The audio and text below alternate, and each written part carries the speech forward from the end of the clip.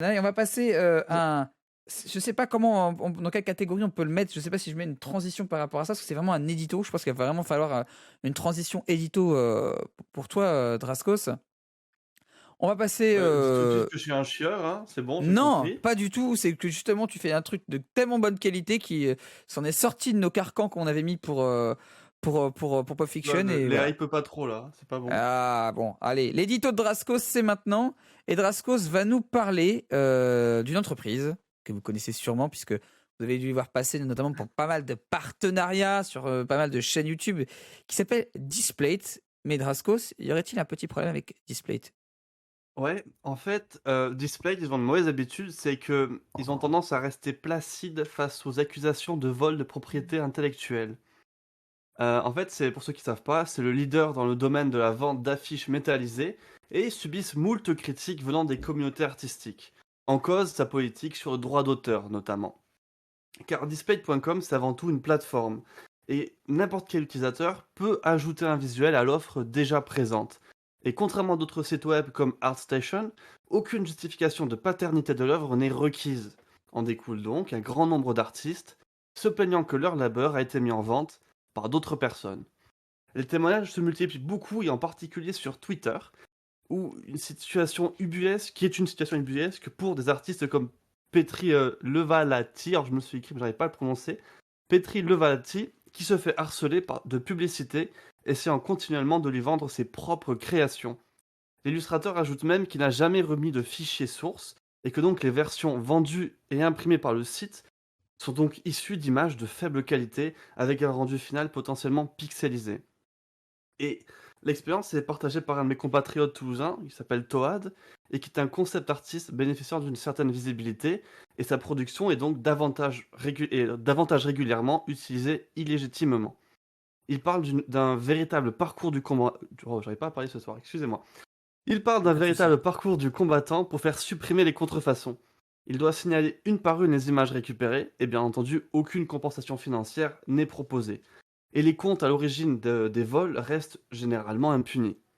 Alors, capture d'écran à l'appui, il raconte souvent s'entretenir par mail avec des responsables du site qui déclarent continuellement, je cite, que des mesures ont été prises, mais que ce n'est pas évident à mettre en place. Alors, c'est au grand désarroi d'autres artistes comme Devin L. Kurtz, pour qui ça ne devrait pas être aux artistes de surveiller le site. Signaler le vol d'images est devenu un job à plein temps, et bien entendu, pour eux, c'est insoutenable.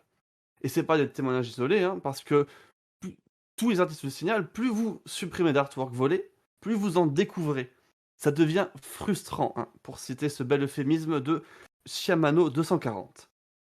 Et fun fact, le problème de multiplication des copies est connu des équipes de Displate. En réponse, ils mettent en avant leur algorithme capable de détecter les images déjà présentes sur le site. Une solution insuffisante, car le programme n'empêche pas les faux de pulluler. Toad en témoigne, les faussaires modifient légèrement les images afin qu'elles ne soient pas reconnues par le dit algorithme. Alors à ça, Displate rétorque avec un culot qui force le respect. Vous n'avez qu'à ouvrir votre boutique, LOL. Mais hors de question pour les artistes de se retrouver forcés à brader leur travail à 9% du prix de vente final. Surtout quand, à côté, les influenceurs bénéficient eux de 25% via un lien affilié. Alors pour calmer la vindicte montante, Displate a proposé aux artistes un équivalent à 41% pour tout achat effectué via une URL spéciale. Alors la réponse de la communauté s'est pas fait attendre, une pétition réclamant des excuses de la marque a été ratifiée par plus de 2000 personnes, et les signataires soulignent que cette option ne touche pas assez de personnes finalement. Les consommateurs, ils achètent généralement les designs qui leur plaisent en scrollant directement sur le site web. Ils passent pas par le lien qui est sur le profil d'un artiste qu'ils ne connaissent même pas. Alors, ça peut sembler très gros tout ça. On pourrait se dire que Displate a répondu, c'est défendu, qu'il en va de leur image de marque. Mais non en fait. Ils ont été contactés par différents médias et elle est restée assez silencieuse sur le sujet. Et ce qui est bizarre, c'est que c'est pas le cas des influenceurs qui ont travaillé pour elle. Certains, comme un créatif ou Maxildan, estiment que la responsabilité n'incombe pas au site, mais aux utilisateurs qui uploadent des œuvres volées. Alors, le débat est lancé quelque part, mais si je devais finir avec une petite remarque, je vous dirais qu'en tant que webmaster, c'est dans la loi, on est responsable du contenu présent sur son site. qu'il porte atteinte à l'intégrité des utilisateurs ou à la propriété intellectuelle, et que la réussite de Displate mise énormément sur les gens multipliant les designs vendus sans effort, et que donc leur défense paraît un peu hors sol. Après tout, de seller à reseller, il n'y a que 3 lettres. C'est tout pour moi. Eh bien, merci beaucoup, Draskos, pour ce sujet très intéressant. Hein, et c'est pas anodin. On voit pas mal de ce genre de choses qui se passent, notamment, hein, on pense aussi aux coques de téléphone, souvent des gens qui font des designs et qui revendent des œuvres d'artistes. Hein, il y en a beaucoup. Hein, on a juste allé sur Twitter pour voir des artistes se plaignant que leurs œuvres sont réutilisées. Un petit big up à la copine Fanny LNG qui fait pas mal de belles illustrations, qui a retrouvé plusieurs fois ces illustrations sur d'autres sites avec même son blast complètement retiré en fait pour illustrer des articles, ce genre de choses, notamment sur des réseaux sociaux comme Facebook. Isoria, Shivana, vous, Displate, déjà, est-ce que vous en avez? J'espère que t'es pas sponsorisé Displate. Hein. Est-ce que vous en Non. avez? Est-ce que vous en servez? Est-ce que vous en servez? Est-ce que vous avez entendu parler? Est-ce que vous avez entendu parler de ce genre de polémique, de réutilisation de contenu de propriété intellectuelle? Je te laisse causer d'abord, Shivana. Alors, moi, je les connais pas. Je sais pas si je suis pas assez famous, mais ils m'ont pas contacté en tout cas. Si je comprends, c'est un peu le même système que Teespring ou Spreadshirt, mais en version Exactement le même tableau. système. D'accord. Je sais que sur Teespring, parce que c'est ce que j'utilise, on a bien une charte qui explique qu'effectivement, on n'a pas le droit de reproduire un design de quelqu'un, enfin voilà, qui a une propriété là-dessus. Par contre, j'avoue que j'ai pas essayé de tester, voir si ça pouvait marcher avec quelque chose qui existait déjà, ou même quelque chose de connu. Par exemple, si je mets un Pikachu, je sais pas si ça marcherait ou pas. Après, je sais que dans les boutiques IRL, par exemple, on peut pas faire imprimer des t-shirts avec des marques connues, ce genre de choses. Donc, c'est quand même de notoriété publique qu'on réutilise pas, des choses qui ont déjà été copyrightées. Mais oui, enfin, on retrouve ce genre de problème. Tu disais, pardon?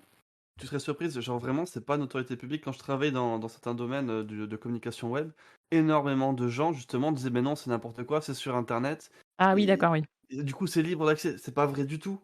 C'est une question de droit de l'image, mais les gens, une immense majorité de gens ne le savent pas et c'est aberrant. Voilà, je t'ai interrompu C'est pour vrai que ouais, dire. quand on connaît un peu plus le milieu du graphisme, par exemple, on sait qu'il y a utilisation commerciale et utilisation personnelle. Enfin, après, oui, c'est peut-être quelque chose qu'il faudrait un peu vulgariser pour que tout le monde puisse connaître. Et je sais que même Google Images, maintenant, ils essayent de protéger un peu le copyright des images. Mais oui, on retrouve le même problème, malheureusement, aussi sur TikTok, où beaucoup de créateurs de vidéos se font voler des parties de vidéos et TikTok ne fait rien du tout. Et je trouve que oui, c'est la responsabilité de la plateforme et que normalement, je sais pas comment ça se passe dans la loi française, si on peut porter plainte contre la plateforme, surtout celle de l'étranger, On peut, le problème, mais c'est ça, je c'est pense que qu'elle ça est devrait être le à cas. l'étranger. On peut, mais généralement, ça va jamais aller jusqu'au bout. En fait, Parce ça que je peut pense C'est être- qu'il ce y en aura un qu'expliquait milliard de notamment le plaintes, de JDG hein, par trucs. rapport à YouTube. Oui. C'est dans un autre domaine, bien entendu, mais c'est ce qu'il expliquait. On peut porter plainte, mais ça a très peu de chances d'aboutir parce que souvent, c'est des sociétés qui ne Oui. sont pas sur le sol français. Ou alors parce que non, je vais pas dire cet argument, ça irait, ça partirait trop loin, je m'abstiens. Mais par rapport à Displate sur ces magnifiques éditos comme d'habitude de Draskos, bah moi j'entends beaucoup parler de Displate parce qu'évidemment c'était le moment où il y avait beaucoup de sponsors de Displate, notamment sur une vidéo de McFly et Carlito, je crois. Même du Rire Jaune, enfin voilà, c'était à cette période-là où je connaissais Displate, je me suis dit ok bon, ça devient un peu un truc un peu connu comme NordVPN, voilà. Mais sauf que NordVPN est mieux que Displate en termes de, logiquement parce que NordVPN ne propose pas de trucs artistiques, mais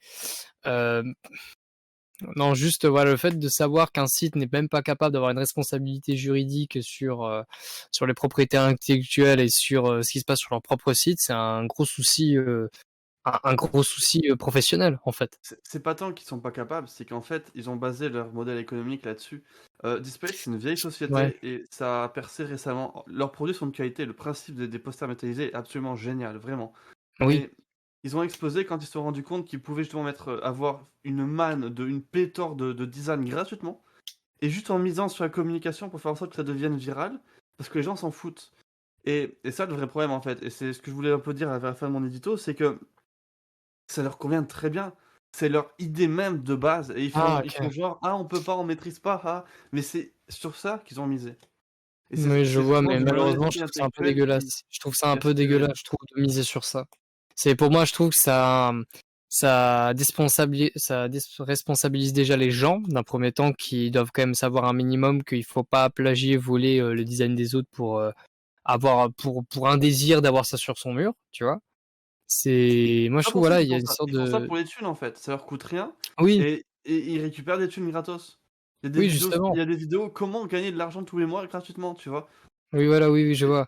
Mais moi je trouve quand même qu'il y a même si tu enfin moi, je trouve qu'il y a quand même une sorte de voilà, c'est on ne respecte pas comme tu l'as si bien dit voilà, justement les propriétés intellectuelles, ce genre de choses, et justement ils se basent sur ça, gagnent de l'argent sur ça. Enfin moi je trouve ça un peu je trouve ça en fait justement pas responsable, et je trouve ça alors que je pense qu'en tant que chaque citoyen, tu vois, sur ces questions-là, c'est qu'on doit justement être un minimum sensibilisé, tu vois, OK, on a un désir de prendre ça de quelqu'un, OK, d'avoir ça sur son mur parce qu'on sait que c'est magnifique et tout, mais de le voler pour le mettre sur un site de machin, enfin, c'est pas cool pour déjà l'auteur, comme tu as si bien dit. Enfin, après, ça profite, si la plateforme profite de ça, c'est pas.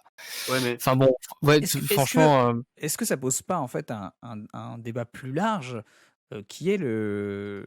Parce que faut-il napalmer la gueule de l'humanité? Eh ben écoute, je suis content que tu poses la question. Oui, ça c'est Parce que encore moi, un je autre suis Team débat, Thanos, mais et non, non, mais bah, le napalm, ça calme après tout.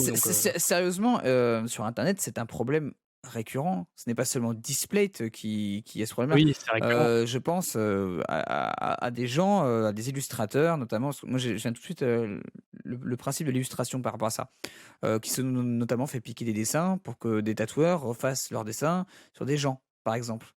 Voilà. Est-ce qu'il n'y a pas, en fait, juste un problème d'éducation des gens qui pensent que sur Internet, tout est réellement permis, y compris de s'approprier le travail des autres pour sa propre personne?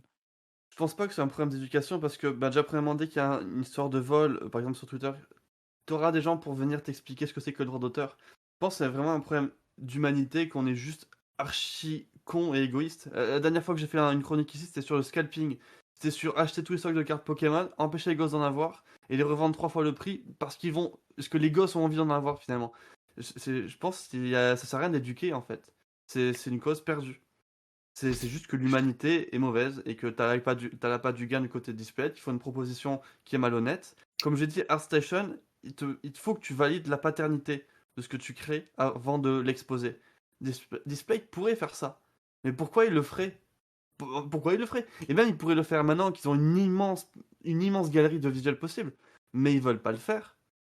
C'est juste qu'ils veulent pas le faire, c'est juste qu'ils sont mauvais. Et c'est aussi simple que ça, c'est manichéen, en l'occurrence. Oui, Qui pourrait pas mais être un collectif de créateurs qui se soudrait avec une Mais association justement, qui pourrait justement. il y a eu ça, il y a eu des pétitions, il y a eu des trucs qui sont faits outre Atlantique. Et j'avais dans l'idée, avant de faire cette chronique, d'interviewer justement Toad. Il m'avait dit OK, et il a dû annuler au dernier moment, donc je n'ai pas pu avoir son point de vue là-dessus. Mais il y a des choses qui se font, mais en fait ça retombe. Ça retombe parce que c'est un flou juridique, justement le fait qu'il soit à l'étranger, etc. Tu peux pas faire grand-chose. Parce que quand tu crées un recours, ben il supprime l'illustration, et puis tu dis, ben voilà, hop, on savait pas, il y a plus. Sauf que ça repart ensuite. C'est un cercle vicieux. Il y a Parce qu'en portant Régine- plainte en France contre la société, du coup, c'est quelle loi qui prévaut? Ce sera la loi, par exemple, si c'est américaine ou. Alors, moi, je suis pas juriste, mais il me semble que du coup, c'est la loi dans l'endroit où tu t'es basé. C'est-à-dire D'accord. ta raison sociale. oui, c'est ça. Oui, c'est ça généralement, ou oui, oui, je crois généralement c'est ça. Il y a Régine Jésus qui dit un truc intéressant, enfin qui a dit même plusieurs trucs intéressants dans le chat, mais je vais relever ce qu'il a dit là. Ouais, enfin, on va se plaindre de ça pour les dessins art et œuvres graphiques, mais personne ne parle de ça pour les pistes audio et les musiques, par Moi, c'est exemple. pareil, hein. Oui, C'est le même principe quand même. Tu vois, t'as quand même. Mais c'est beaucoup plus facile aujourd'hui de contrôler par rapport à la musique et tout, avec les robots, les trucs comme ça, notamment sur Mhm, YouTube, notamment sur Twitch. Enfin voilà, c'est vrai. les DMCA, voilà. On est les premiers Puis en des tant fois que à utiliser des graphiste, petits extraits, mais mais voilà. je sais pas pourquoi, mais le graphisme est plus considéré comme quelque chose que tu peux piquer en fait. Mélodie Mears31 raconte que ses photos de Hand se font piquer sans cesse par des journaux, par des trucs, des machins, mais c'est toujours le même problème. Et puis, je sais pas pourquoi, on respecte pas l'œuvre visuelle. On te paye en visibilité pour du travail, par exemple. C'est un Alors, problème sans fin. je suis désolé quand pour annoncer les Pop Fiction, j'utilise vos photos avec vos différents visages pour Non, on annoncer n'est le pas truc. d'accord, hein. On va se Mais rebeller, là. le problème, c'est qu'on t'a donné une autorisation écrite. oui. Donc, Oui, Ah, vous, c'est vrai. oui, mais pas Shyvana. Tu vois, par exemple. viens, on crée un collectif et on porte plainte bon, contre Pop après- Fiction. On voit qu'il y a Ouais, une image contre de- Pop Mieux c'est Fiction. que qui a pas choisir. d'inscription. Non, en vrai, non, Mais surtout vous, oui, ça. vous, j'ai votre autorisation écrite. Voilà. Salut Feufeu. Il y a Feufeu le vieux qui est là, tiens. Ah, mais il est là. Bon, en Il tout a cas, raté merci des Draskos. dates, C'était une chronique très intéressante. C'est un débat très intéressant et ça sera Changer. toujours un flou. Qu'est-ce qu'on peut faire sur Internet, qu'est-ce qu'on ne peut pas faire. Et quelque part, c'est vrai que par rapport à la dernière chronique que tu avais fait il y a maintenant un mois, par rapport aux scalpers au niveau des cartes Pokémon, et c'est encore le cas là, avec la nouvelle extension qui est sortie, j'ai repensé à toi parce que j'ai vu notamment un tweet de l'ami Planète Ah, j'ai Sacha même qui a tweeté J'ai tellement là-dessus en d'anecdotes disant nouvelles que, sur ça. qui devant lui a vu un mec prendre plein de cartes Pokémon pendant qu'un gamin choisissait avec sa mère ce qu'il voulait. Et donc il était obligé de céder ce que lui il avait pris quoi, pour le petit. Ouais, Donc, et, les et le gens gamin, et le gamin qui demande s'il peut quand même prendre un produit, le gars qui lui répond bah non, je suis un entrepreneur, je suis un investisseur Pokémon. Voilà, et bah voilà, ça, on est en train de, quand même de voir au fur et à mesure de tes chroniques que l'humanité c'est de la marde. Voilà. Ah oui. Les Objectif, amis, vous devenez misanthrope. Oui, c'est misanthrope. À c'est la ça, fin c'est de la misanthrope. saison, vous êtes tous misanthropes, comme moi.